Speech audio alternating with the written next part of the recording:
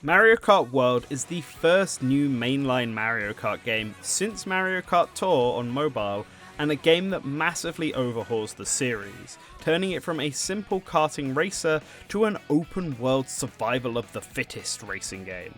And it's great in practically every aspect. There's been a lot of doom and gloom about Mario Kart World Online, especially after that latest update.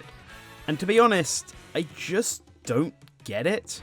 I don't want to be dismissive, but when I see thumbnails that say Mario Kart World is ruined and Mario Kart World isn't worth $80, and let's be real here, none of you were buying this game at that price. You're getting it bundled with the Nintendo Switch 2 for $50, at least right now as this video is live. I can't help but see it as the doom posting economy working as intended. Controversy sells, and it seems in the modern online landscape, being extremely negative and controversial gets the clicks in. Objectively, Mario Kart World is a massive game that is worthy of the $80 price tag that no one is paying for the game, and subjectively, it's not a perfect game, whose mileage will vary depending on how players enjoy their video games, or how much they enjoyed the new roster. I'm from the Super Smash Bros. Community. I've seen countless people call Super Smash Bros. Ultimate a bad game simply because it lacked one specific Scrimblow Bimblow, and the same thing is happening here with Mario Kart World. Ironically, this time around with the JRPG fans. The two main points of complaint that I've seen with this game are the open world of Mario Kart World itself and the lack of options in the game. And of these two, I do believe the last one is quite valid. It's my main criticism of the game as well. I have no issues with the routes between courses. A lot of players prefer the 3-lap races, and I understand that. Mastering a track, learning its shortcuts, and having dropped items still be relevant after a single lap for some surprise downfalls is a lot of fun. Not to mention, the 3-lap tracks are some of the most interesting locations in the game. After all, they are the main set pieces that the open world is structured around. I do believe that Mario Kart World should provide the option for players to only play those tracks, even if it's a feature you have to unlock. As it stands right now, Versus Mode is the only way to exclusively play 3-lap tracks and have traditional Grand Prix in the style of Mario Kart 8 and games prior. But it requires additional work on the player's side, when I believe that it should be a built-in option for both Grand Prix and online. But the routes aren't bad at all. They are essentially no different than Mount Wario from Mario Kart 8, 1-lap tracks, and while some of them are short or simple straights, those types of tracks are in the minority. The route between tracks is where the game separates the masters of Mario Kart from the pedestrians, and also where most of the chaos happens. Nothing is more satisfying in this game than using a golden mushroom to blast your way from the bottom of the pack to the top in just a few seconds, by taking advantage of some excellent shortcuts found along the routes. And equally, nothing is more frustrating than getting lightning blasted midway through those shortcuts and finding yourself stuck off-road, cursing out your bad luck. But in some ways, that's just the crazy essence of Mario Kart doing its job. Speaking of crazy, item balance in Mario Kart World is pretty whack. The doubling of races from 12 to 24 has meant more items being used per race, and this inevitably leads to more frantic items being acquired. It's not uncommon for several blue shells and lightning bolts to be seen in a single race, and it greatly changes up the way players approach this game. Being far away in first is no longer the huge advantage it once was. In fact, in the new knockout tours, the players may be better off somewhere between 2nd to 8th place for most of the race. Knockout Tour is one of the two new modes in the game alongside Free Roam, and in my opinion, it's where the game truly shines. Knockout Tour is a purely chaotic survival mode where players race exclusively on routes across 6 checkpoints, losing the bottom 4 players at each checkpoint until only 4 remain. It is simultaneously the most enjoyable and most frustrating game mode, as it's not unlikely that a player will be in the top 4 for most of the race, only to get Mario Karted right before a checkpoint, drop all the way to last, and be kicked out of said race. However, its unbridled chaos and the drive to survive that it puts in the player make it a ton of fun just to play. More than in the traditional 3-lap Grand Prix, Knockout Tour really puts the player's skill and knowledge of Mario Kart to the test, and it's where the item balance actually shines. Knowing the shortcuts and having a solid grasp on item management is key to success in the Knockout Tours. The rules of Mario Kart work perfectly for Knockout Tour, and it's a mode that's only possible thanks to the roots and the open world nature of the game. So I can't really hate any of this like other people do. My only real gripe with Knockout Tour is just the lack of them. There are 8 Knockout Tours, but way more routes through the world that players can take than just those 8. I don't expect the developers to give us an infinite amount of Knockout Tours, but I'm genuinely surprised that the player just can't make their own Knockout Tours in Versus mode or online. Online Knockout Tour doesn't even let people vote for which rally they want to do. It randomly forces all players into one, which can be really frustrating. It's all a part of Mario Kart World's general lack of options that bring the game down. Players can't make their own Knockout Tours, they can't have Grand Prix that only consist of 3 laps, can't have Grand Prix that only consist of routes, can't have private or online lobbies, can't have more than 1 sticker per car despite there being hundreds of stickers in this game, if not 1,000, can only sort the massive roster by 2 options, random and character, and the player can't even unlock characters at their own pace. Other than the lack of options, the other major gripe I have with this game is that the Kamic unlocking method sucks. Like, it's really bad. Just imagine a gacha game, where you not only have to randomly roll and hope you get a new character, but also the option to roll the gacha is also random, and you, as the player, have no control over if it even happens. You just have to hope that someone else in your race rolls the gacha for you. That is what is happening here. That's what the Kamic item option to unlock stuff brings. There are just so many random variables for an item that is not only rare, but can also just miss the player entirely, like rolling a gacha and actually getting nothing.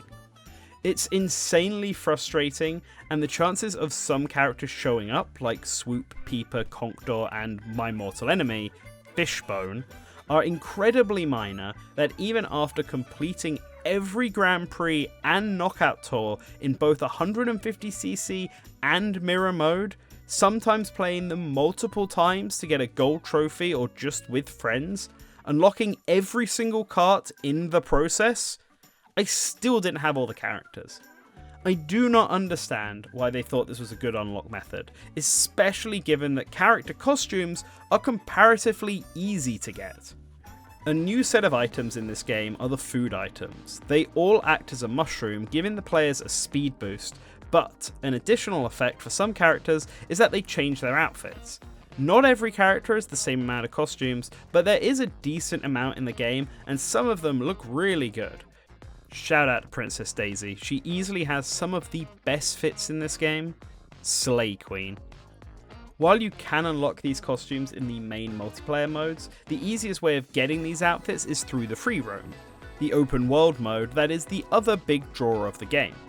With the player's freedom to explore, being able to beeline to certain food items and unlock costumes is really easy, and it becomes a natural reward for travel. I'm really not sure why the obstacle drivers, as the developers called them, couldn't be unlocked in the same way, perhaps by completing the missions? As it is right now, the various open world missions and collectibles, the P-switches, Peach medallions and question mark panels, are the equivalent of Zelda's Korok seeds. They are all over the place, and the awards you get are incredibly minor and inconsequential.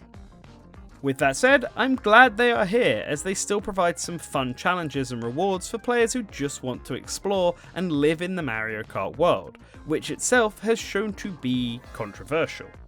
I have seen a lot of unfair comparisons made between Mario Kart World's open world and games like Muppet Race Mania, Crash Team Racing, and Diddy Kong Racing, and I call these unfair because I think the people making them either had a complete misunderstanding of what Mario Kart World's open world is doing when they were actually going into the game, or they've forgotten what those 3 examples I gave were actually like. Mario Kart World's free roam is not a story mode, it's an open world that exists for players to explore, either solo or online with friends, and make their own fun from it. Muppet Race Mania, Crash Team Racing, and Diddy Kong Racing are not open world games. They all have story modes with hub worlds that act like an explorable level select.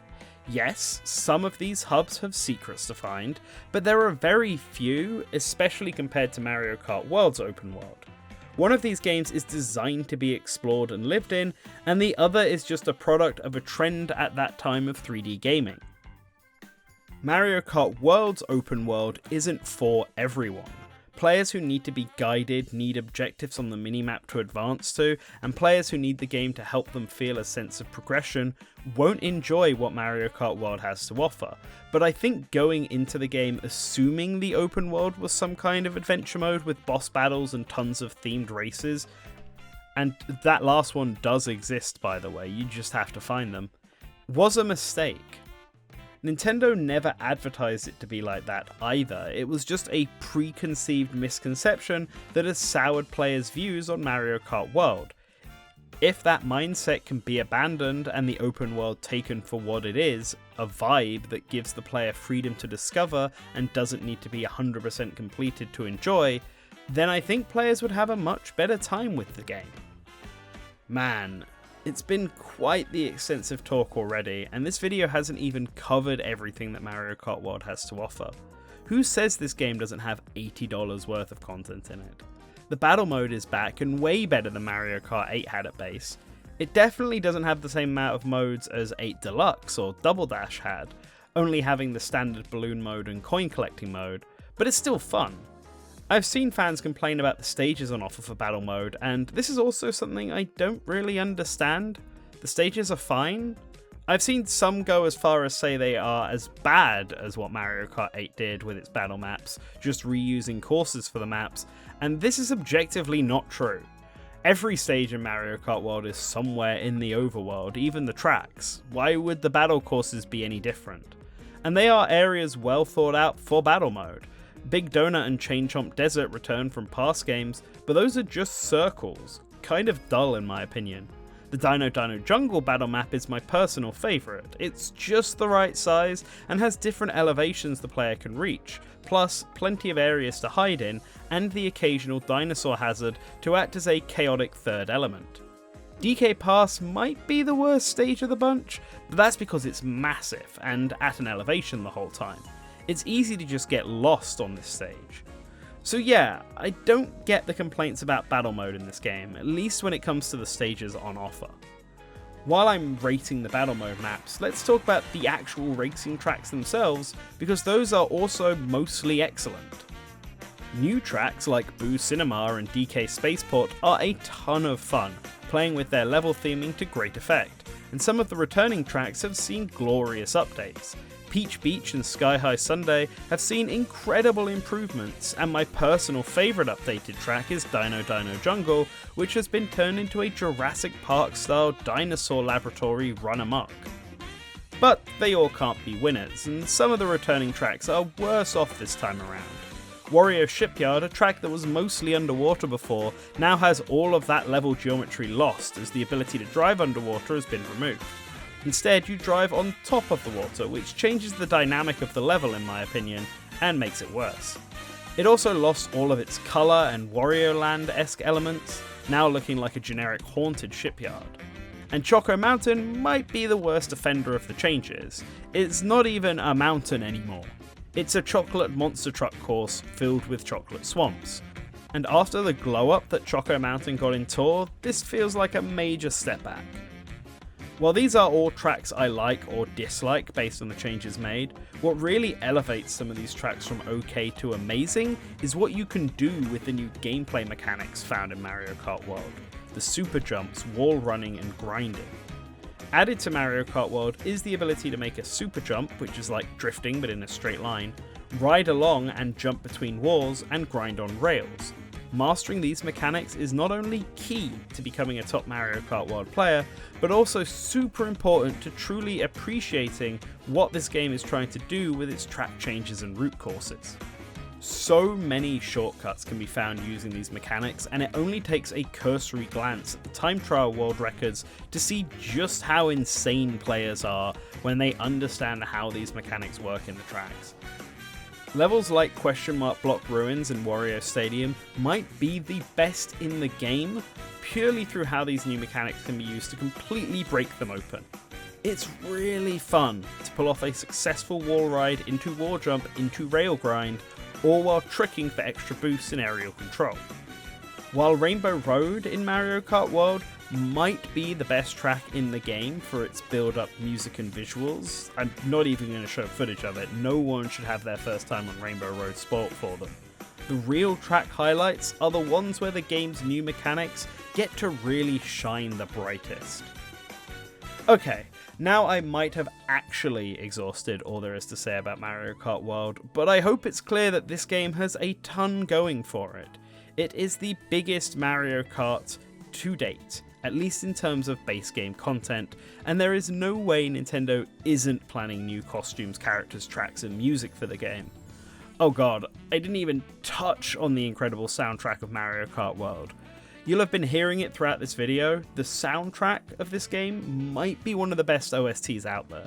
200 plus tracks made up of remixes and new styled versions of already high quality songs from across the Mario universe, including Donkey Kong and WarioWare.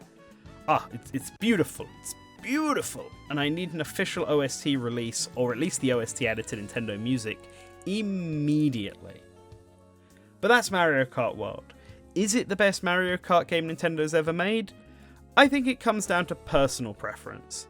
It is a very good game, and I believe this game is a must-buy title, but in much the same way that The Legend of Zelda Breath of the Wild upended what a Legend of Zelda game could be back when the Nintendo Switch launched, Mario Kart World has upended what a Mario Kart game can be with this new entry. If you just wanted the same old Mario Kart formula that we've seen since Mario Kart DS, then Mario Kart 8 Deluxe with its mountains of content and pretty perfect gameplay is the game for you. But if you want something equally as good, but just different, that's designed to give the player freedom and fun in ways that aren't just simply racing, then Mario Kart World has all of that and more. And I'm all the more happier for it. I want to thank Nintendo UK for sending us a copy of this game to review. I'm pretty sure, just like the Switch 2 itself, it has done them very well. Let me know in the comments your thoughts about Mario Kart World, if it's a game that you've picked up or one you've been sitting on the fence over. Let me know if my video sort of pushed you either way. On screen right now are our patrons, the $5 plus tier. You can learn how to join them by looking down and following the link in the description. As always, you can support us by liking and subscribing to the channel, and that way, if you do, you'll always remember to return to the source.